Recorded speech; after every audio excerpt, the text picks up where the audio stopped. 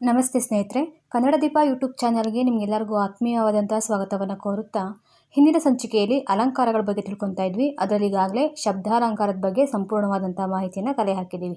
ಇವತ್ತು ಅರ್ಥಾಲಂಕಾರ ಅಂದರೆ ಏನು, ಅದರ ವಿಧಗಳು ಯಾವುದು ಅಂತ ತಿಳ್ಕೊಳ್ಳೋಣ. ಕಾವ್ಯದ ಸೊಬಗನ್ನು ಹೆಚ್ಚಿಸುವಂಥ ಕೆಲಸವನ್ನು ಈ ಅಲಂಕಾರಗಳು ಮಾಡ್ತವೆ.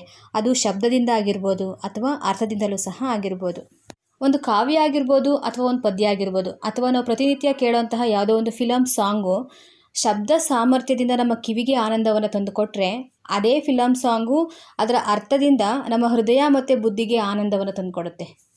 ಫಾರ್ ಎಕ್ಸಾಂಪಲ್, ಕರಿಮಣಿ ಮಾಲೀಕ ನೀನಲ್ಲ ಅನ್ನೋ ಒಂದು ಹಾಡಿದೆಯಲ್ಲ, ಅದು ಕೇಳೋದಕ್ಕೆ ತುಂಬ ಸೊಗಸಾಗಿದೆ. ಓನಲ್ಲ ನೀನಲ್ಲ ಕರಿಮಣಿ ಮಾಲೀಕ ನೀನಲ್ಲ ಅಂತ. ಆದರೆ ಅದು ಅರ್ಥ ತಗೊಂಡ್ರೆ ಕರಿಮಣಿ ಮಾಲೀಕ ನೀನಲ್ಲ ಅಂತನೋ ಅಥವಾ ನೀನಲ್ಲ ಅಂತನೋ ಗೊತ್ತಿಲ್ಲ ಅಲ್ವಾ. ಅಲ್ಲಿ ಎರಡು ರೀತಿ ಅರ್ಥ ಬರ್ತಾ ಇದೆ ಅರ್ಥ ಮಾಡ್ಕೊಳ್ಳೋರಿಗೆ. ಆದರೆ ಆ ಹಾಡನ್ನು ಬರೆದಿರೋರಿಗೆ ಗೊತ್ತು ನಿಜವಾಗ್ಲೂ ಅವ್ರು ಏನನ್ನ ಮನಸ್ಸಲ್ಲಿ ಇಟ್ಕೊಂಡು ಬರೆದಿದ್ದಾರೆ ಅಂತ. ಇದು ಆ ಕಾವ್ಯಕ್ಕೆ ಇರೋಂಥ ಶಕ್ತಿ. ಯಾವ ರೀತಿ ಅರ್ಥ ಮಾಡ್ಕೊತೀವೋ ಆ ರೀತಿ ನಮ್ಗೆ ಅರ್ಥ ಆಗುತ್ತೆ. ಇದನ್ನು ಯಾಕೆ ಹೇಳಿದೆ ಅಂತಂದರೆ, ಒಂದು ಹಾಡಾಗಿರಲಿ ಅಥವಾ ಒಂದು ಪದ್ಯ ಆಗಿರಲಿ ಅಥವಾ ಯಾವುದೋ ಒಂದು ಕಾವ್ಯ ಆಗಿರಲಿ, ಫೇಮಸ್ ಆಗೋದಕ್ಕೆ, ಪ್ರಸಿದ್ಧಿಯನ್ನು ಹೊಂದೋದಕ್ಕೆ ಅಲ್ಲಿ ಶಬ್ದಾಲಂಕಾರನೂ ಇರಬೇಕು, ಹಾಗೆ ಅರ್ಥಾಲಂಕಾರನೂ ಇರಬೇಕು. ಇವೆರಡರ ಸಮ್ಮಿಲನವೇ ಅಲಂಕಾರ. ಈಗಾಗಲೇ ಗೊತ್ತಿದೆ, ಅಲಂಕಾರದಲ್ಲಿ ಎರಡು ವಿಧಗಳು ಬರ್ತವೆ. ಒಂದು ಶಬ್ದಾಲಂಕಾರ, ಮತ್ತೊಂದು ಅರ್ಥಾಲಂಕಾರ. ಶಬ್ದಾಲಂಕಾರದ ಬಗ್ಗೆ ನಿನ್ನೆ ತರಗತಿಯಲ್ಲಿ ತಿಳ್ಕೊಂಡಿದ್ದೀವಿ. ಇವತ್ತು ಅರ್ಥಾಲಂಕಾರ ಅಂದರೆ ಏನು ಅಂತ ತಿಳ್ಕೊಳ್ಳೋಣ. ಏನು ಅರ್ಥಾಲಂಕಾರ ಅಂತಂದರೆ, ಸಾಮಾನ್ಯ ಅರ್ಥದಲ್ಲಿ ಹೇಳಬೇಕು ಅಂತಂದರೆ, ಒಬ್ಬ ಕವಿ ತನ್ನ ಕಾವ್ಯದಲ್ಲಿ ಬಳಕೆ ಮಾಡಿರುವಂತಹ ಶಬ್ದಗಳಿಗೆ ಕೋಮಲತೆಯನ್ನು, ಮಧುರತೆಯನ್ನು ತಂದುಕೊಡುವಂತಹ ಕೆಲಸವನ್ನು ಈ ಒಂದು ಅರ್ಥಾಲಂಕಾರಗಳು ಮಾಡ್ತವೆ. ಇದರರ್ಥ ಆ ಶಬ್ದ ಏನು ಬಳಕೆ ಆಗಿದೆಯಲ್ವಾ, ಆ ಶಬ್ದಕ್ಕೆ ಇರುವಂತಹ ಅರ್ಥ ಏನು ಅಂತ ಕಂಡುಹಿಡ್ಕೊಳ್ಳೋದೇ ಅರ್ಥಾಲಂಕಾರ. ಅರ್ಥ ಪ್ರಾಧಾನ್ಯತೆಯನ್ನು ಹೊಂದಿ ಕಾವ್ಯದ ಸೌಂದರ್ಯ ಹೆಚ್ಚಿಸುವಂತಹ ಅಲಂಕಾರಗಳಿಗೆ ನಾವು ಅರ್ಥಾಲಂಕಾರ ಅಂತ ಕರಿತೀವಿ. ಇನ್ನೂ ಸಿಂಪಲಾಗಿ ಹೇಳಬೇಕು ಅಂತಂದರೆ, ಕಾವ್ಯದಲ್ಲಿ ಸೊಗಸನ್ನು ಹೆಚ್ಚು ಮಾಡೋದಕ್ಕೋಸ್ಕರ ಅರ್ಥ ಚಮತ್ಕಾರವನ್ನು ಉಂಟು ಮಾಡುವಂತಹ ಅಲಂಕಾರಗಳಿಗೆ ಅರ್ಥಾಲಂಕಾರಗಳು ಅಂತ ಕರೀಬೋದು. ಸರಿ, ಹಾಗಿದ್ರೆ ಈ ಅರ್ಥಾಲಂಕಾರಗಳಲ್ಲಿ ಎಷ್ಟು ವಿಧಗಳು ಬರ್ತವೆ ಅಂತಂದರೆ, ನಮ್ಮ ಭಾರತೀಯ ಕಾವ್ಯ ಮೀಮಾಂಸೆಯ ಪ್ರಕಾರ ಸುಮಾರು 120ಕ್ಕೂ ಅಧಿಕವಾದಂತಹ ಬಗೆಗಳಿದ್ದಾವೆ ಅಂತ ಹೇಳ್ತಾರೆ. ಆದರೆ ಪ್ರಥಮವಾಗಿ ನಮ್ಮ ಆದಿ ಅಲಂಕಾರಿಕ ಆಗಿರುವಂತಹ ಭರತಮುನಿ ತನ್ನ ನಾಟ್ಯಶಾಸ್ತ್ರ ಅನ್ನೋ ಕೃತಿಯಲ್ಲಿ ಉಪಮಾ, ರೂಪಕ, ದೀಪಕ, ಯಮಕ ಅನ್ನೋ 4 ಅಲಂಕಾರಗಳ ಬಗ್ಗೆ ಚರ್ಚೆ ಮಾಡ್ತಾರೆ.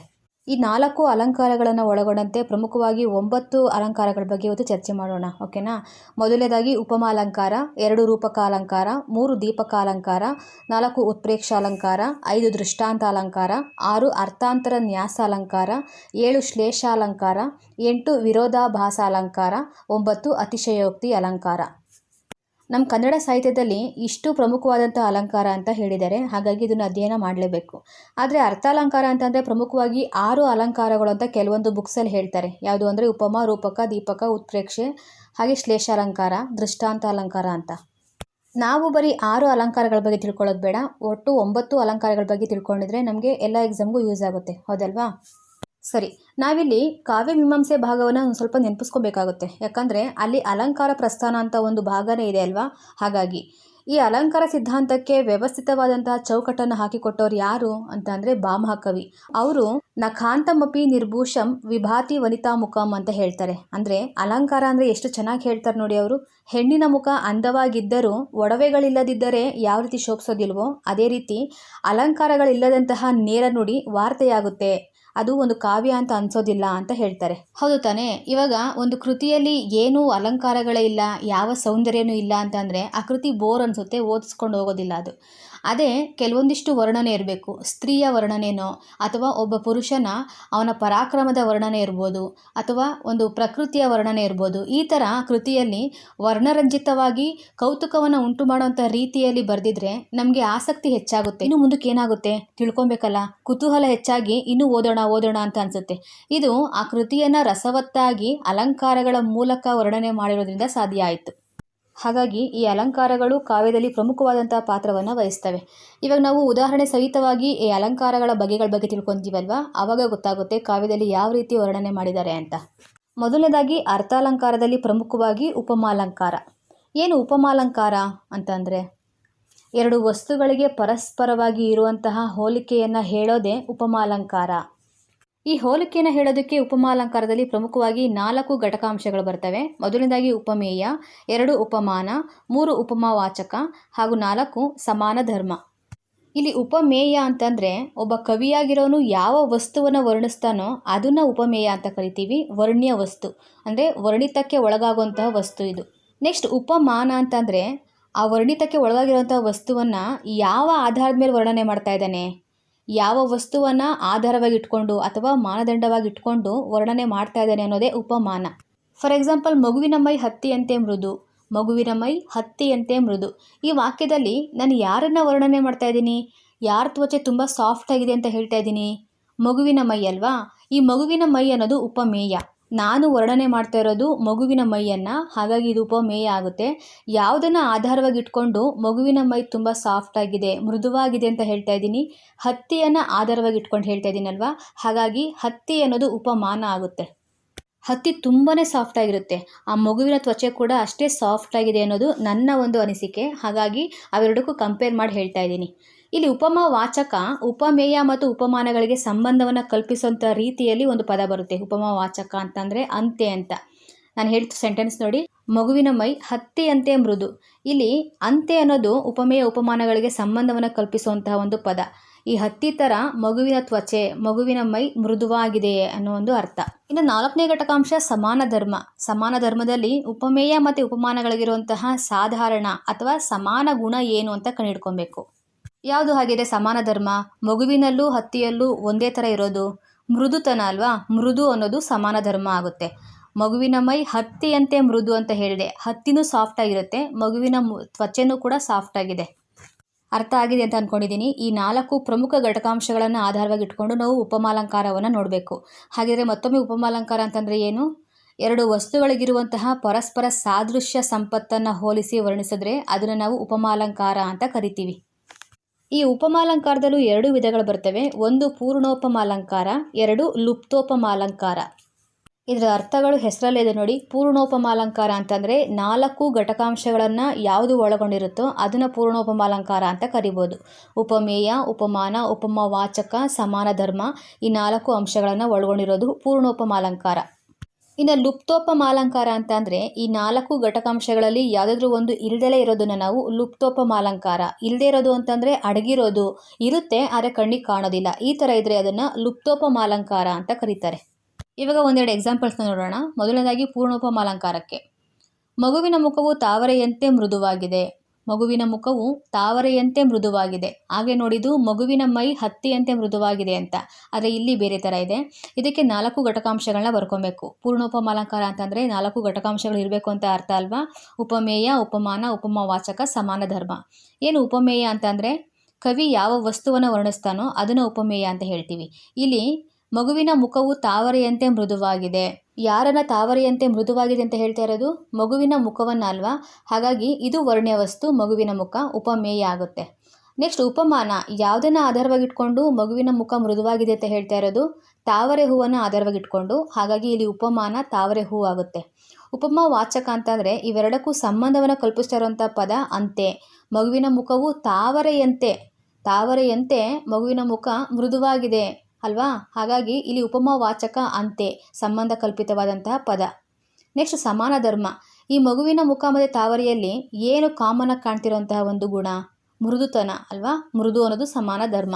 ಹಾಗೆ ಇನ್ನೊಂದು ಎಕ್ಸಾಂಪಲ್ ನೋಡಿ. ಗಂಗೆಯಂತೆ ಗೋದಾವರಿ ನದಿ ಪವಿತ್ರವಾಗಿದೆ. ಗಂಗೆಯಂತೆ ಗೋದಾವರಿ ನದಿ ಪವಿತ್ರವಾಗಿದೆ. ಇದಕ್ಕೂ 4 ಘಟಕಾಂಶಗಳನ್ನ ಬರ್ಕೊಳ್ಳೋಣ. ಉಪಮೇಯ, ಉಪಮಾನ, ಉಪಮಾವಾಚಕ, ಸಮಾನ ಧರ್ಮ. ಈಗ ಉಪಮೇಯ, ಕವಿ ವರ್ಣ ಮಾಡ್ತಿರೋಂತಹ ಒಂದು ವಸ್ತು ಯಾವುದಿಲ್ಲಿ? ಗೋದಾವರಿ ನದಿ ಅಲ್ವಾ. ಗೋದಾವರಿ ನದಿ ಗಂಗೆ ಥರ, ಗಂಗೆಯಂತೆ ಪವಿತ್ರವಾಗಿದೆ. ಹಾಗಾಗಿ ಇಲ್ಲಿ ವರ್ಣ್ಯ ವಸ್ತು ಗೋದಾವರಿ ನದಿ. ನೆಕ್ಸ್ಟು ಉಪಮಾನ ಏನಾಗುತ್ತೆ? ಯಾವುದನ್ನು ಆಧಾರವಾಗಿಟ್ಕೊಂಡು ಗೋದಾವರಿ ನದಿ ಪವಿತ್ರವಾಗಿದೆ ಅಂತ ಹೇಳ್ತಾ ಇದ್ದಾರೆ? ಗಂಗಾ ನದಿಯನ್ನು ಆಧಾರವಾಗಿಟ್ಕೊಂಡಲ್ವಾ, ಹಾಗಾಗಿ ಗಂಗೆ ಅನ್ನೋದು ಉಪಮಾನ ಆಗುತ್ತೆ. ನೆಕ್ಸ್ಟ್ ಉಪಮಾವಾಚಕ ಅಂತೆ.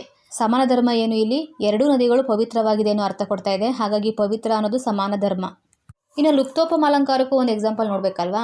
ಬೆಲ್ಲ ಹಾಕದ ಪರಮಾನ್ನದಂತೆ, ಹಲ್ಲಿಲ್ಲದ ಬಾಯಿ ಇಲಿಯ ಬಿಲದಂತೆ, ನೀಚರಿಗೆ ಮಾಡಿದ ಉಪಕಾರವು ಹಾವಿಗೆ ಹಾಲೆರೆದಂತೆ, ರಸಿಕನಾಡಿದ ಮಾತು ಶಶಿಯುದಿಸಿ ಬಂದಂತೆ, ಕುಡಿಹುಬ್ಬು ಬೇವಿನ ಎಸಳಂಗ, ಅಳುವ ಕಂದನ ತುಟಿಯು ಹವಳಾದ ಕುಡಿಯಂಗ. ಇವೆಲ್ಲ ಲುಪ್ತೋಪಮಾಲಂಕಾರಕ್ಕೆ ಬರ್ತವೆ. ಲುಪ್ತೋಪಮಾಲಂಕಾರ ಅಂತಂದರೆ 4 ಘಟಕಾಂಶಗಳಲ್ಲಿ ಯಾವುದೋ ಒಂದು ಮಿಸ್ ಆಗಿರಬೇಕು, ಹೌದಲ್ವಾ. ಇವಾಗ ನೋಡಿ, ಹಲ್ಲಿಲ್ಲದ ಬಾಯಿ ಇಲಿಯ ಬಿಲದಂತೆ. ಈ ಸೆಂಟೆನ್ಸಲ್ಲಿ ಉಪಮೇಯ ಏನಾಗುತ್ತೆ? ಹಲ್ಲಿಲ್ಲದ ಬಾಯಿ, ವರ್ಣ್ಯ ವಸ್ತು ಅಲ್ವಾ. ನೆಕ್ಸ್ಟ್ ಉಪಮಾನ ಏನಾಗುತ್ತೆ? ಹಲ್ಲಿಲ್ಲದ ಬಾಯಿ ಯಾವುದಕ್ಕೆ ಹೋಲಿಸ್ತಾ ಇದ್ದಾರೆ? ಇಲಿಯ ಬಿಲಕ್ಕೆ ಹೋಲಿಸ್ತಾ ಇದ್ದಾರೆ.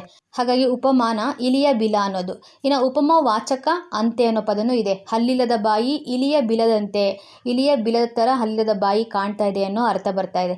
ಸಮಾನ ಧರ್ಮ ಏನು ಇದರಲ್ಲಿ? ಸಮಾನ ಧರ್ಮ ಇಲ್ಲ. ಯಾಕಂದರೆ ಹಲ್ಲಿಲ್ಲದ ಬಾಯಿ ಇಲಿಯ ಬಿಲದಂತೆ ಅಂತ ಬಾಯಿ ಮಾತಿಗೆ ಹೇಳ್ತೀವಷ್ಟೇ, ಆದರೆ ಆ ಥರ ಇಲ್ಲ ನಿಜವಾಗ್ಲೂ. ಹಾಗಾಗಿ ಇವೆರಡೂ ಒಂದೇ ಥರ ಕಾಣ್ತಾ ಇಲ್ಲ, ಸಮಾನ ಧರ್ಮ ಇದರಲ್ಲಿ ಬರೋದಿಲ್ಲ. ಹಾಗೆ ಇನ್ನೂ ಒಂದು ಎಕ್ಸಾಂಪಲ್ ನೋಡಿ. ರಸಿಕನಾಡಿದ ಮಾತು ಶಶಿ ಯುಧಿಸಿ ಬಂದಂತೆ. ಇಲ್ಲಿ ಉಪಮೇಯ ರಸಿಕನಾಡಿದ ಮಾತು ಅಂತ ಆಗುತ್ತೆ, ಅಂದರೆ ವರ್ಣ್ಯ ವಸ್ತು. ಉಪಮಾನ ಶಶಿಯ ಉದಯ ಆಗುತ್ತೆ. ರಸಿಕನಾಡಿದ ಮಾತು ಶಶಿ ಯುಧಿಸಿ ಬಂದಂತೆ. ಶಶಿ ಅಂದರೆ ಚಂದ್ರ, ಚಂದ್ರನೇ ಉದಯ ಆಗಿ ಬರೋ ಥರ ರಸಿಕನಾಡಿದ ಮಾತು ಅಂತ ಅರ್ಥ ಬರ್ತಾ ಇದೆ ಅಲ್ವಾ. ಉಪಮಾ ವಾಚಕ ಅಂತೆ ಅಲ್ವಾ, ಬಂದಂತೆ ಅಂತ ಇದೆ ಅಲ್ವಾ, ಅಂತೆ ಅಂತ ಬಂದಿದೆ. ಇದಕ್ಕೆ ಸಮಾನ ಧರ್ಮ ಏನಂತ ಬರೀತೀರಾ? ಬರೆಯೋದಕ್ಕೆ ಸಾಧ್ಯನಾ? ಇಲ್ಲ.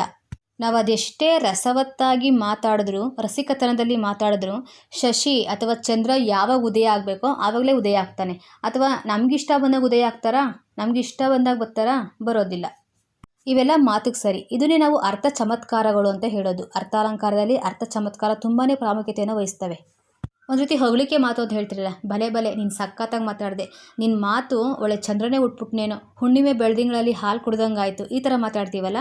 ಅಂದರೆ ಅವ್ರನ್ನ ಖುಷಿ ಪಡಿಸೋದಕ್ಕೋಸ್ಕರ, ಕೇಳೋದಕ್ಕೆ ಇಂಪಾಗಿರಬೇಕು, ಮನಸ್ಸಿಗೆ ಖುಷಿಯನ್ನು ಕೊಡಬೇಕು, ಆ ಥರ ಪದಗಳ ಬಳಕೆಯನ್ನು ಮಾಡ್ತಾರೆ ಅಲಂಕಾರಗಳಲ್ಲಿ. ಇವಾಗ ಇದು ಅರ್ಥ ಆಯ್ತಲ್ವಾ? ಅರ್ಥಾಲಂಕಾರದಲ್ಲಿ ಮೊದಲನೇದು ಉಪಮಾಲಂಕಾರ. ಇದರಲ್ಲಿ ಪೂರ್ಣೋಪಮಾಲಂಕಾರ ಮತ್ತು ಲುಪ್ತೋಪಮಾಲಂಕಾರ ಅಂತ 2 ವಿಧಗಳು ಬರ್ತವೆ. 4 ಘಟಕಾಂಶಗಳನ್ನು ಯಾವುದು ಒಳಗೊಂಡಿರುತ್ತೋ ಅದನ್ನು ಪೂರ್ಣೋಪಮಾಲಂಕಾರ ಅಂತ ಕರಿತೀವಿ. ಈ 4 ಘಟಕಾಂಶಗಳಲ್ಲಿ ಯಾವುದಾದ್ರು ಒಂದು ಬಿಟ್ಟೋಗ್ಬಿಟ್ಟಿದ್ರೆ ಅದನ್ನು ಲುಪ್ತೋಪಮಾಲಂಕಾರ ಅಂತ ಕರಿತೀವಿ. ಮಗುವಿನ ಮುಖವು ತಾವರೆಯಂತೆ ಮೃದುವಾಗಿದೆ, ಇದು ಪೂರ್ಣೋಪಮಾಲಂಕಾರಕ್ಕೆ ಉದಾಹರಣೆ. ಆದರೆ ಬೆಲ್ಲ ಹಾಕದ ಪರಮಾನದಂತೆ, ಹಲ್ಲಿಲ್ಲದ ಬಾಯಿ ಇಲಿಯ ಬಿಲದಂತೆ, ಇದು ಲುಪ್ತೋಪಮಾಲಂಕಾರಕ್ಕೆ ನೆನ್ಪಿಟ್ಕೊಳ್ಳಿ. ಈಗ ಇದನ್ನು ಹೆಂಗೆ ಕಂಡುಹಿಡ್ಕೊಳ್ಳೋದು ಅಂತ ಅಂದರೆ, ಇವಾಗ ಒಂದು ವಾಕ್ಯ ಕೊಟ್ಟಿದ್ದಾರೆ ಅಂತ ಅಂದ್ಕೊಳ್ಳಿ. ಆ ವಾಕ್ಯದಲ್ಲಿ ಅಂತೆ ಅನ್ನೋ ಪದ ಎಲ್ಲಾದರೂ ಬಂದಿದೆಯಾ ನೋಡ್ಕೊಳ್ಳಿ. ಅಂತೆ ಅಂತ ಬಂದಿದೆ ಅಂತ ಅಂದರೆ ಅದು ಉಪಮಾಲಂಕಾರ ಅಂತಾನೆ. ನೆಕ್ಸ್ಟು ಪೂರ್ಣೋಪಮಾಲಂಕಾರ ಮತ್ತು ಲುಪ್ತೋಪಮಾಲಂಕಾರ ಅಂತ ಹೆಂಗೆ ಕಂಡುಹಿಡ್ಕೊಳ್ಳೋದು? ಪೂರ್ಣೋಪಮಾಲಂಕಾರದಲ್ಲಿ 4 ಘಟಕಾಂಶಗಳು ಸಂಪೂರ್ಣವಾಗಿ ಬಂದಿರ್ತೈತೆ. ಸಮಾನ ಧರ್ಮ ಪ್ರಮುಖವಾಗಿ ಎದ್ದು ಕಾಣುತ್ತೆ ಪೂರ್ಣೋಪಮಾಲಂಕಾರದಲ್ಲಿ. ಆದರೆ ಲುಪ್ತೋಪಮಾಲಂಕಾರದಲ್ಲಿ ಸಮಾನ ಧರ್ಮ ಬರೋದಿಲ್ಲ. ಓಕೆನಾ? ಇನ್ನು ನೆಕ್ಸ್ಟ್ ಅರ್ಥಾಲಂಕಾರದಲ್ಲಿ 2ನೇ ವಿಧ ರೂಪಕಾಲಂಕಾರ. ಇದನ್ನು ಅಭೇದ ರೂಪಕ ಅಂತಲೂ ಸಹ ಕರೀತಾರೆ. ಯಾಕೆ ಅಂತಂದರೆ 2 ವಸ್ತುಗಳಿದ್ದಾವೆ ಅಂತಂದರೆ ಅವೆರಡೂ ಬೇರೆ ಬೇರೆ ಅಲ್ಲ, 2 ಒಂದೇ ಅನ್ನೋ ಥರದಲ್ಲಿ ಹೇಳೋದು ರೂಪಕಾಲಂಕಾರ. ಉಪಮಾನ ಮತ್ತು ಉಪಮೇಯಗಳೆರಡೂ ಬೇರೆ ಬೇರೆ ಎಂದು ಹೇಳದೆ ಅವೆರಡೂ ಒಂದೇ ಎನ್ನುವ ಕಲ್ಪನೆಗೆ ರೂಪಕಾಲಂಕಾರ ಅಂತ ಕರೀತಾರೆ. ಅಂದರೆ ಒಂದು ವಸ್ತು ಥೇಟ್ ಇನ್ನೊಂದು ವಸ್ತು ಥರನೇ ಇದೆ ಅಂತ ಹೋಲಿಕೆ ಮಾಡಿ ಹೇಳ್ದಲೇ ಅವೆರಡರ ನಡುವಿನ ಅಭೇದವನ್ನು ಕಲ್ಪನೆ ಮಾಡಿ ಹೇಳೋದನ್ನು ನಾವು ರೂಪಕಾಲಂಕಾರ ಅಂತ ಕರಿಬೋದು. ಅಭೇದ ಅಂದರೆ ಗೊತ್ತಿದೆ ಅಲ್ವಾ? 2 ವಸ್ತುವಿಗೂ ಯಾವುದೇ ರೀತಿಯಾದಂಥ ಭೇದ ಇಲ್ಲ ಅಂತ ಹೇಳೋದೇ ಅಭೇದ ಅಂತ ಅರ್ಥ. ಇಲ್ಲೂ ಸಹ 2 ವಸ್ತು, ಅವೆರಡು ವಸ್ತುಗಳ ನಡುವೆ ಯಾವುದೇ ರೀತಿಯಾದಂಥ ಭೇದ ಮಾಡ್ತಾ ಇಲ್ಲ, 2 ಒಂದೇ ಅನ್ನೋ ಥರದಲ್ಲಿ ಹೇಳಿದ್ರೆ ಅದನ್ನು ರೂಪಕಾಲಂಕಾರ ಅಂತ ಕರೀತಾರೆ. ಉದಾಹರಣೆಗೆ, ಮಗುವಿನ ಮುಖಕಮಲ ಅರಳಿತು. ಮಗುವಿನ ಮುಖಕಮಲ ಅರಳಿತು.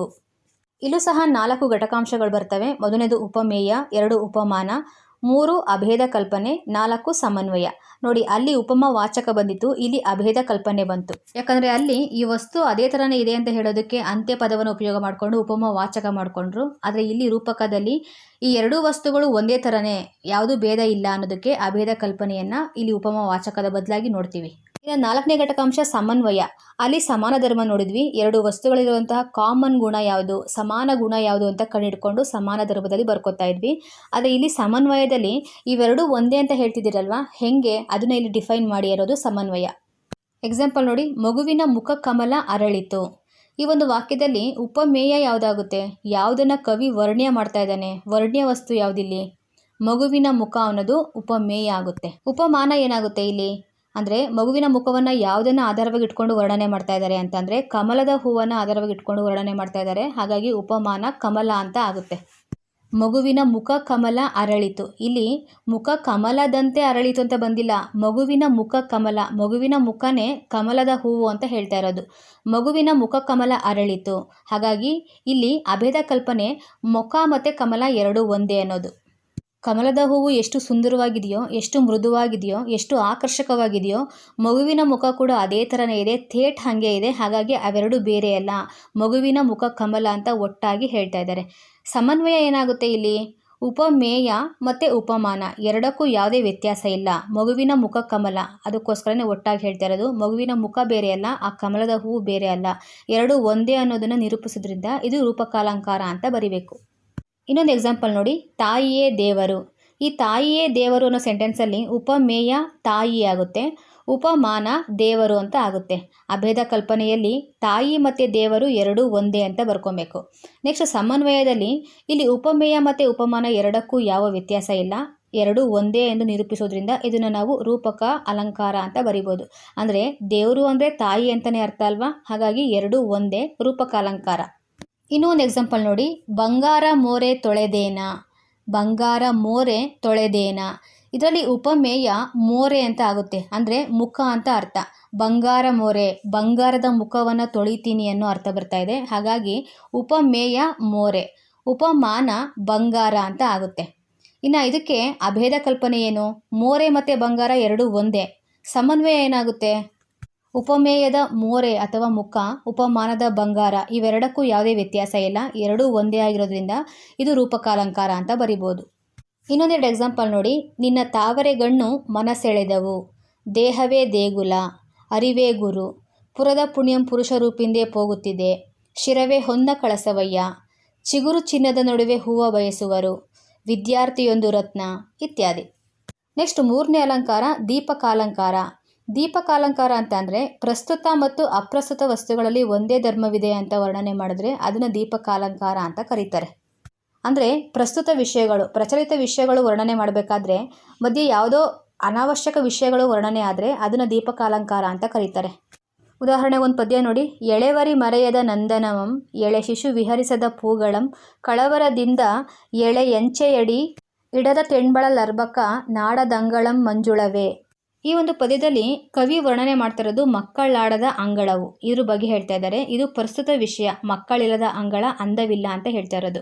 ಮಕ್ಕಳಿಲ್ಲದ ಅಂಗಳ ಅಂದವಾಗಿರೋದಿಲ್ಲ ಅಂತ ಹೇಳೋದಕ್ಕೆ ಮರಿದುಂಬಿಗಳಿಲ್ಲದಂತಹ ವನ ಆಗಿರ್ಬೋದು, ವಿಹರಿಸದ ಹೂಗಳು, ಹಂಸ ಪಕ್ಷಿಗಳು, ನಡೆಯದ ಸರೋವರ, ದಂಡೆಗಳು, ಇವ್ಯಾವುದು ಶೋಭನೆ ಕೊಡೋದಿಲ್ಲ ಅಂತ ಹೇಳ್ತಾ ಇದ್ದಾರೆ. ಅಂದರೆ ಇದು ಅಪ್ರಸ್ತುತ ವಿಷಯ ಅಂತ ಆಗುತ್ತೆ. ಇದು ಇನ್ನೂ ಸಿಂಪಲಾಗಿ ಅರ್ಥ ಮಾಡಿಸ್ಬೇಕು ಅಂತಂದರೆ, ಮನೆಗಾಗಿ ಹತ್ತಿಸದೆ ದೀಪ ಬೀದಿಗೂ ಬೆಳಕು ಕೊಡುವಂತೆ. ಮನೆಗಾಗಿ ಹತ್ತಿಸದೆ ದೀಪ ಬೀದಿಗೂ ಬೆಳಕು ಕೊಡುವಂತೆ. ಈ ವಾಕ್ಯ ಪ್ರಸ್ತುತಕ್ಕೆ ಸರಿ. ನಾವು ದೀಪ ಹಚ್ತೀವಿ ಮನೇಲಿ, ಅದು ನಮ್ಮ ಮನೆಗೆ ಬೆಳಕು ಕೊಡ್ತಾ ಇದೆ. ನಮ್ಮ ಮನೇಲಿ ಹಚ್ಚಿರೋಂಥ ದೀಪ ಬೀದಿಗೆಲ್ಲ ಬೆಳಕು ಕೊಡೋಕ್ಕೆ ಸಾಧ್ಯನಾ? ಅದು ಅಪ್ರಸ್ತುತ ಅಲ್ವಾ, ಬೀದಿಗೆಲ್ಲ ಬೆಳಕು ಕೊಡ್ತಾ ಇದೆ ಅಂತಂದರೆ. ಒಂದು ಮನೆಗೆ ಹಚ್ಚಿರೋಂಥ ದೀಪ ಆ ಮನೆಗೆ ಮಾತ್ರ ಬೆಳಕು ಕೊಡುತ್ತೆ. ಆದರೆ ಕವಿಗಳು ಈ ಒಂದು ಅಲಂಕಾರವನ್ನು ತಮ್ಮ ಕಾವ್ಯದಲ್ಲಿ ಯಾವ ರೀತಿ ಬಳಕೆ ಮಾಡ್ಕೊತಾರೆ ಅಂತ ಅಂದರೆ, ಮನೆಗಾಗಿ ಹತ್ತಿಸದೆ ದೀಪ ಬೀದಿಗೂ ಬೆಳಕು ಕೊಡುವಂತೆ. ನಾವಿವತ್ತು ನಮ್ಮ ಮನೆಗೆ ಒಂದು ದೀಪವನ್ನು ಹಚ್ತಾ ಇದ್ದೀವಿ, ಒಂದು ಜ್ಞಾನೋದಯದ ಒಂದು ಜ್ಯೋತಿಯನ್ನು ಹಚ್ಚಿದ್ದೀವಿ ಅಂತ ಅರ್ಥ ಮಾಡಿಕೊಂಡ್ರೆ ಇಡೀ ಜಗತ್ತಿಗೆ ನಾವು ಬೆಳಕನ್ನು ಕೊಡ್ತೀವಿ, ನಮ್ಮ ಜ್ಞಾನಧಾರೆಯನ್ನು ಹಂಚ್ತೀವಿ ಅನ್ನೋ ಅರ್ಥ ಬರ್ತಾ ಇದೆ ಅಲ್ವಾ. ಈ ಥರ ನಾವು ದೀಪಕಾಲಂಕಾರವನ್ನು ನೋಡಬೇಕು. ಮನೆಗಾಗಿ ಹತ್ತಿಸದೆ ದೀಪ ನಾವು ನಮಗೆ ಮಾತ್ರ ಅಂತ ನೋಡ್ಕೊಬಾರ್ದು, ಇತರರಿಗೂ ಬೆಳಕನ್ನು ಕೊಡಬೇಕು ಅನ್ನೋ ಅರ್ಥ. ಸಹಜವಾಗಿ ಪ್ರಸ್ತುತಕ್ಕೆ ಹೇಳೋಂಥ ವಿಷಯಗಳು, ಮನೆಗಾಗಿ ಹತ್ತಿಸದೆ ದೀಪ ಬೀದಿಗೂ ಬೆಳಕು ಕೊಡುವಂತೆ, ಅಪ್ರಸ್ತುತ ವಿಷಯಕ್ಕೂ ಇದು ಅನ್ವಯ ಆಗುತ್ತೆ ಅಲ್ವಾ. ಆದ್ದರಿಂದ ಈ ಅಲಂಕಾರಕ್ಕೆ ನಾವು ದೀಪಕಾಲಂಕಾರ ಅಂತ ಕರಿತೀವಿ. ನೆಕ್ಸ್ಟ್ ನಾಲ್ಕನೇ ಅಲಂಕಾರ ಉತ್ಪ್ರೇಕ್ಷಾ ಅಲಂಕಾರ. ಏನು ಉತ್ಪ್ರೇಕ್ಷೆ ಅಂತ ಅಂದರೆ, ಒಂದು ವಸ್ತುವನ್ನು ಅಥವಾ ಸನ್ನಿವೇಶವನ್ನು ಮತ್ತೊಂದನ್ನಾಗಿ ಮಾಡಿ ಅಥವಾ ಕಲ್ಪಿಸಿ ವರ್ಣನೆ ಮಾಡಿದ್ರೆ ಅದನ್ನು ಉತ್ಪ್ರೇಕ್ಷಾ ಅಲಂಕಾರ ಅಂತ ಕರೀತಾರೆ. ಅಂದರೆ ವಸ್ತುವಿನ ಸ್ವರೂಪದಿಂದ ಆ ಒಂದು ವಸ್ತು ಇನ್ನೊಂದು ವಸ್ತುವನ್ನಾಗಿ ನಾವು ಕಲ್ಪನೆ ಮಾಡಿಕೊಂಡು ವರ್ಣನೆ ಮಾಡಿದ್ರೆ ಅದನ್ನು ಉತ್ಪ್ರೇಕ್ಷಾ ಅಲಂಕಾರ ಅಂತ ಕರೀಬೋದು. ಫಾರ್ ಎಕ್ಸಾಂಪಲ್, ಇದು ಪಾತಾಳ ಬಿಲಕ್ಕೆ ಬಾಗಿಲ್, ಇದು ಘೋರಾಂಧಕಾರಕ್ಕೆ ಮಾಡಿದ ಕೂಪಂ, ಗಾಂಧಿ ಸತ್ತಾಗ ದೇಶಕ್ಕೆ ದೇಶವೇ ಕಣ್ಣೀರಿಟ್ಟಿತು. ಈ ಥರ ವರ್ಣನೆ ಮಾಡೋದನ್ನು ನಾವು ಉತ್ಪ್ರೇಕ್ಷಾ ಅಲಂಕಾರ ಅಂತ ಕರಿತೀವಿ. ದುರ್ಯೋಧನ ವೈಶಂಪಾಯನ ಸರೋವರಕ್ಕೆ ಪ್ರವೇಶವನ್ನು ಪಡ್ಕೊಬೇಕಾದ್ರೆ ಇದು ಪಾತಾಳ ಬಿಲಕ್ಕೆ ಬಾಗಿಲ್, ಅವನು ಪಾತಾಳಕ್ಕೆ ಹೋಗ್ತಾ ಇದ್ದಾನೆ, ಅದಕ್ಕೆ ಈ ಬಾಗ್ಲೇ ವೈಶಂಪಾಯನ ಸರೋವರ ಅನ್ನೋ ಅರ್ಥದಲ್ಲಿ ಕವಿ ವರ್ಣನೆ ಮಾಡಿರೋದು.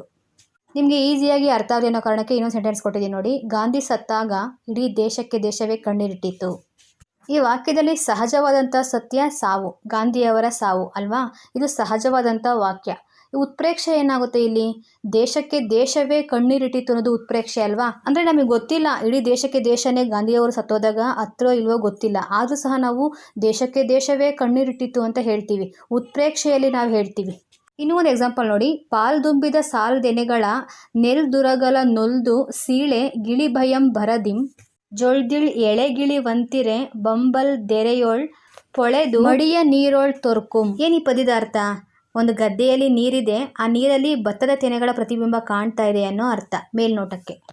ಆದರೆ ಕವಿಯ ವರ್ಣನೆ ನೋಡಿ, ಹಾಲು ತುಂಬಿದಂತಹ ಸಾಲು ಸಾಲಾಗಿ ಕಾಣುವಂತಹ ಭತ್ತದ ತೆನೆಗಳು ತಮ್ಮನ್ನು ಗಿಳಿಗಳು ಬಂದು ಸೀಳಿ ತಿನ್ಬಿಡ್ತವೆ ಅನ್ನೋ ಭಯದಿಂದ ಭೂಮಿಗೆ ಇಳಿದು ಹೋಗ್ತವೇನೋ ಅನ್ನೋ ರೀತಿಯಲ್ಲಿ ಗದ್ದೆ ನೀರಲ್ಲಿ ಆವ ಪ್ರತಿಬಿಂಬ ಕಾಣ್ತಾ ಇದೆ. ಎಷ್ಟು ಚೆನ್ನಾಗಿ ವರ್ಣನೆ ಮಾಡಿದಾರಲ್ವಾ. ಸಹಜವಾಗಿ ನೀರಲ್ಲಿ ಆ ಭತ್ತದ ಪ್ರತಿಬಿಂಬ ಕಾಣ್ತಾ ಇದೆ, ಆದರೆ ಕವಿ ಇದಕ್ಕೆ ಬೇರೊಂದು ಕಾರಣವನ್ನು ಕಲ್ಪಿಸ್ಕೊಂಡು ಗಿಳಿಗಳ ಭಯದಿಂದ ಭೂಮಿಗೆ ಇಳಿದು ಹೋಗ್ತಾ ಇದ್ದಾವೆ ಈ ಭತ್ತದ ಸಾಲು ಅಂತ ಹೇಳ್ತಾ ಇದ್ದಾರೆ. ಉತ್ಪ್ರೇಕ್ಷಾಲಂಕಾರದಲ್ಲಿ ಬರೆದಿದ್ದಾರಲ್ವಾ. ರೈಟ್. ಅಂದರೆ ಸಹಜವಾದಂಥ ಸಾಲನ್ನು ಅತಿರೇಕದಲ್ಲಿ ವರ್ಣನೆ ಮಾಡೋದೇ ಉತ್ಪ್ರೇಕ್ಷಾಲಂಕಾರ. ನೆಕ್ಸ್ಟ್ 5ನೇ ವಿಧ ದೃಷ್ಟಾಂತಾಲಂಕಾರ. ಏನು ದೃಷ್ಟಾಂತಾಲಂಕಾರ ಅಂತಂದರೆ, ಎರಡು ಬೇರೆ ಬೇರೆ ವಾಕ್ಯಗಳು ಅರ್ಥ ಸಾದೃಶ್ಯದಿಂದ ಒಂದಕ್ಕೊಂದು ಬಿಂಬ ಪ್ರತಿಬಿಂಬದಂತೆ ಕಾಣ್ತಾ ಇದ್ರೆ ಅದನ್ನು ದೃಷ್ಟಾಂತಾಲಂಕಾರ ಅಂತ ಕರಿಬೋದು. ಫಾರ್ ಎಕ್ಸಾಂಪಲ್, ಊರು ಉಪಕಾರ ಅರಿಯದು, ಹೆಣ ಶೃಂಗಾರ ಅರಿಯದು. ಒಲೆಗೊಂದು ಕೊರಡು, ಮನೆಗೊಂದು ಮುದುಕಿ. ಅಟ್ಟ ಮೇಲೆ ಒಲೆ ಉರಿಯಿತು, ಕೆಟ್ಟ ಮೇಲೆ ಬುದ್ಧಿ ಬಂತು. ಮಾತು ಬಲ್ಲವನಿಗೆ ಜಗಳವಿಲ್ಲ, ಊಟ ಬಲ್ಲವನಿಗೆ ರೋಗವಿಲ್ಲ. ಈ ವಾಕ್ಯಗಳನ್ನ ಗಮನಿಸಿ. ಬಿಂಬ ಪ್ರತಿಬಿಂಬದಂತೆ ಕಾಣ್ತಾ ಇದೆ ಅಲ್ವಾ. ಅಂದರೆ ಕನ್ನಡಿಯಲ್ಲಿ ಕಾಣುವಂತಹ ಪ್ರತಿಬಿಂಬದ ಥರನೇ ಇವುಗಳ ಅರ್ಥ ಒಂದಕ್ಕೊಂದು ಪ್ರತಿಫಲನ ಆಗ್ತಾ ಇದೆ. ಇವುಗಳ ಅರ್ಥ ನೋಡಿ, ಊರು ಉಪಕಾರ ಅರಿಯೋದು, ಹೆಣ ಶೃಂಗಾರ ಅರಿಯೋದು. ಊರಿಗೆ ನಾವು ಉಪಕಾರ ಮಾಡಿದ್ರೆ, ಏನಾದರೂ ಸಹಾಯ ಮಾಡಿದ್ರೆ ಅವ್ರು ನೆನಪಿಸ್ಕೊತಾರ. ಒಂದು ಸಮೂಹಕ್ಕೆ ನಾವು ಹೆಲ್ಪ್ ಮಾಡಿದ್ದೀವಿ ಅಂತಂದರೆ ನೆನಪಿಸ್ಕೊಳ್ಳೋಕೆ ಸಾಧ್ಯ ಇಲ್ಲ. ಅದೇ ಒಬ್ಬ ವ್ಯಕ್ತಿಗೆ ನಾವು ಹೆಲ್ಪ್ ಮಾಡಿದ್ದೀವಿ ಅಂತಂದರೆ ಆ ವ್ಯಕ್ತಿ ನಮ್ಮನ್ನು ನೆನಪಿಸ್ಕೊತಾನೆ. ಹೆಣಕ್ಕೆ ಶೃಂಗಾರ ಅರಿಯೋದು. ಹೆಣಕ್ಕೆ ಮಾಡಿರೋಂಥ ಅಲಂಕಾರ ಅವನಿಗೆ ಗೊತ್ತಾಗುತ್ತಾ? ಸತ್ತೋಗಿರೋಂಥ ನಿರ್ಜೀವ ಶವಕ್ಕೆ ಗೊತ್ತಾಗೋದಿಲ್ಲ. ಹಾಗಾಗಿ ಇವೆರಡು ನಿಷ್ಪ್ರಯೋಜಕ ಅನ್ನೋ ಅರ್ಥ ಬರ್ತಾ ಇದೆ. ಎರಡನೇದು, ಒಲೆಗೊಂದು ಕೊರಡು, ಮನೆಗೊಂದು ಮುದುಕಿ. ಒಲೆ ಉರಿಬೇಕು ಅಂತಂದರೆ ಸಣ್ಣ ಪುಟ್ಟ ಕಡ್ಡಿಗಳನ್ನ ಇಟ್ಟರೆ ಅದು ಉರಿಯುತ್ತಾ? ಇಲ್ಲ. ದಪ್ಪುದದ್ದು ಕೊರಡೆ ಇಡಬೇಕು, ಅಂದರೆ ದಪ್ಪು ಸೌದೆನೇ ಇಡಬೇಕು ಚೆನ್ನಾಗಿ ಉರಿಯೋದಕ್ಕೆ. ಅದೇ ಥರನೇ ಒಂದು ಮನೆ ಚೆನ್ನಾಗಿರಬೇಕು ಅಂತಂದರೆ ಆ ಮನೆಯಲ್ಲಿ ಹಿರಿಯ ಜೀವ ಇರಬೇಕು, ವಯಸ್ಸಾಗಿರುವಂಥ ಒಂದು ಜೀವ ಇರಬೇಕು. ನೆಕ್ಸ್ಟ್, ಅಟ್ಟ ಮೇಲೆ ಒಲೆ ಉರಿತು, ಕೆಟ್ಟ ಮೇಲೆ ಬುದ್ಧಿ ಬಂತು. ಇದರರ್ಥ ನಾವು ಅಡುಗೆ ಮಾಡಬೇಕಾದ್ರೆ ಆರಂಭದಲ್ಲಿ ಒಲೆಯಲ್ಲಿ ಅಡುಗೆ ಮಾಡಬೇಕಾದ್ರೆ ಎಷ್ಟೇ ಒಲೆ ಚೆನ್ನಾಗಿ ಉರಿಸಿದ್ರು ಅದು ಮಧ್ಯೆ ಆರೋಗ್ತಾ ಇರುತ್ತೆ. ಎಲ್ಲಿವರೆಗೂ ಅಂತಂದರೆ ನಾವು ಅಡುಗೆ ಮಾಡಿ ಮುಗಿಸೋವರೆಗೂ ಇದೇ ಥರನೇ ಆಗ್ತಾ ಇರುತ್ತೆ. ಒಂದು ಸಲ ಅಡುಗೆ ಎಲ್ಲ ಆಯಿತು ಅಂದಾಗ ಒಲೆ ಎಷ್ಟು ಚೆನ್ನಾಗಿ ಉರಿತಾ ಇರುತ್ತೆ ಅಂತಂದರೆ ನಾವು ಬೇಡ ಅಂತಂದ್ರೂ ಅದು ಉರಿತಾನೇ ಇರುತ್ತೆ. ನಾವು ನೀರು ಹಾಕಿ ಅದನ್ನು ಹಾರಿಸ್ಬೇಕು. ಇದು ಅಟ್ಟ ಮೇಲೆ ಒಲೆ ಉರಿತು. ನಾವು ಆರಿಸಾದ್ಮೇಲೆ ಒಲೆ ಉರಿತಾ ಇದೆ, ಅದೇನಕ್ಕೂ ಪ್ರಯೋಜನ ಇಲ್ಲ ಅಲ್ವಾ. ಅಡುಗೆ ಎಲ್ಲ ಆದಮೇಲೆ ಮತ್ತೆ ಚೆನ್ನಾಗಿ ಒಲೆ ಉರಿತಾ ಇದೆ ಅಂದರೆ ಏನಕ್ಕೆ ಬೇಕದು? ಕೆಟ್ಟ ಮೇಲೆ ಬುದ್ಧಿ ಬಂತು. ಆ ವ್ಯಕ್ತಿ ಚೆನ್ನಾಗಿದ್ದಾಗ ಎಷ್ಟೇ ಬುದ್ಧಿವಾದ ಹೇಳಿದ್ರು ಕೇಳಲಿಲ್ಲ, ಅವನು ತುಂಬ ಹಾಳಾಗಿ ಹೋಗಿದ್ದಾನೆ. ಇವಾಗ ಅವನಿಗೆ ಬುದ್ಧಿ ಬಂದರೆ ಏನು ಪ್ರಯೋಜನ? ಮಿಂಚಿ ಹೋದ ಕಾಲ ಮತ್ತೆ ವಾಪಸ್ ಬರುತ್ತಾ? ಇಲ್ಲ. ಈಗ ಒಬ್ಬ ಶ್ರೀಮಂತ ವ್ಯಕ್ತಿ ಹತ್ರ ತುಂಬಾ ದುಡ್ಡಿರುತ್ತೆ. ಊರ ಜನಗಳು, ಅವನ ಹಿತೈಷಿಗಳೆಲ್ಲ ಹೇಳ್ತಾರೆ, ನೀನು ಜೂಜಾಡಬೇಡ, ದುಡ್ಡು ಕಳ್ಕೊಂಡ್ಬಿಡ್ತೀಯಾ, ಬರ್ಬಾದಾಗೋಗ್ಬಿಡ್ತೀಯ ಅಂತ ಹೇಳ್ತಾರೆ. ಆದರೆ ಅವ್ನು ಕೇಳೋದೇ ಇಲ್ಲ. ಜೂಜಾಡಿ ಎಲ್ಲವನ್ನ ಕಳ್ಕೊತಾನೆ.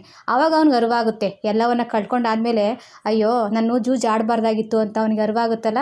ಕೆಟ್ಟ ಮೇಲೆ ಬುದ್ಧಿ ಬಂತು ಅಂದರೆ ಇದೇ ಅರ್ಥ. ನೆಕ್ಸ್ಟ್, ಮಾತು ಬಲ್ಲವನಿಗೆ ಜಗಳವಿಲ್ಲ, ಊಟ ಬಲ್ಲವನಿಗೆ ರೋಗವಿಲ್ಲ. ಮಾತನ್ನ ಎಷ್ಟು ಚೆನ್ನಾಗಿ ನಯವಾಗಿ ಮಾತಾಡ್ತಾರೆ. ಬೆಣ್ಣೆಯಲ್ಲಿ ಕೂದಲು ತೆಗ್ದಂಗೆ ಮಾತಾಡ್ತಾರಲ್ಲ, ಅವರು ಎಂಥದ್ದೇ ಜಗಳ ಇದ್ರೂ ಅದನ್ನು ನಿಭಾಯಿಸ್ಕೊಂಡು ಬರ್ತಾರೆ. ಜಗಳ ಆಗೋದಕ್ಕೆ ಆಸ್ಪದ ಇರೋದಿಲ್ಲ ಅಂತ ಹೇಳ್ಬೋದು ಮಾತನ್ನ ಚೆನ್ನಾಗಿ ಆಡೋರ ಹತ್ರ. ನೆಕ್ಸ್ಟ್, ಊಟ ಬಲ್ಲವನಿಗೆ ರೋಗವಿಲ್ಲ. ಊಟವನ್ನು ಯಾವ ಕ್ರಮದಲ್ಲಿ ಮಾಡಬೇಕು, ಎಷ್ಟು ಪ್ರಮಾಣದಲ್ಲಿ ಮಾಡಬೇಕು ಅಂತ ಊಟದ ಬಗ್ಗೆ ಚೆನ್ನಾಗಿ ಗೊತ್ತಿರೋರಿಗೆ ಯಾವುದೇ ರೋಗ ಬರೋದಿಲ್ಲ. ನೋಡಿ, ಈ ವಾಕ್ಯಗಳನ್ನು ಕ್ರಮವಾಗಿ ನೋಡಿದ್ರೆ ಒಂದು ವಾಕ್ಯಕ್ಕೆ ಮತ್ತೊಂದು ವಾಕ್ಯ ಬಿಂಬ ಪ್ರತಿಬಿಂಬದಂತೆ ಕಾಣ್ತಾ ಇದೆ. ಅರ್ಥ ಒಂದೇ ಥರನೇ ಇದೆ ಅಲ್ವಾ. ಸಿಮಿಲಾರಿಟಿ ಸೇಮ್ ಒಂದೇ ಥರನೇ ಕಾಣ್ತಾ ಇದೆ. ಹಾಗಿದ್ರೆ ಇದ್ರ ಸಮನ್ವಯ ರೂಪ ಯಾವ ಥರ ಬರಿಬೋದು ಅಂತ ಅಂದರೆ, ಮೇಲಿರುವಂಥ ವಾಕ್ಯಗಳಲ್ಲಿ 2 ಹೇಳಿಕೆಗಳು ಕೊಟ್ಟಿದ್ದೀವಲ್ವಾ. ಊರು ಉಪಕಾರ ಅರಿಯೋದು ಒಂದು ಹೇಳಿಕೆ, ಹೆಣ ಶೃಂಗಾರ ಅರಿಯೋದು ಮತ್ತೊಂದು ಹೇಳಿಕೆ. 2 ಹೇಳಿಕೆ ಆಯಿತು. ಈ ಹೇಳಿಕೆಗಳು ಬಿಂಬ ಮತ್ತು ಪ್ರತಿಬಿಂಬದಂತೆ ಕಾಣ್ತಾ ಇದೆ. ಒಂದಕ್ಕೊಂದು ಪೂರಕವಾಗಿರೋದ್ರಿಂದ ಅವೆರಡು ಒಂದೇ ಅನ್ನೋ ಅರ್ಥ ಕೊಡ್ತಾ ಇದೆ. ಹಾಗಾಗಿ ಇದು ದೃಷ್ಟಾಂತ ಅಲಂಕಾರ.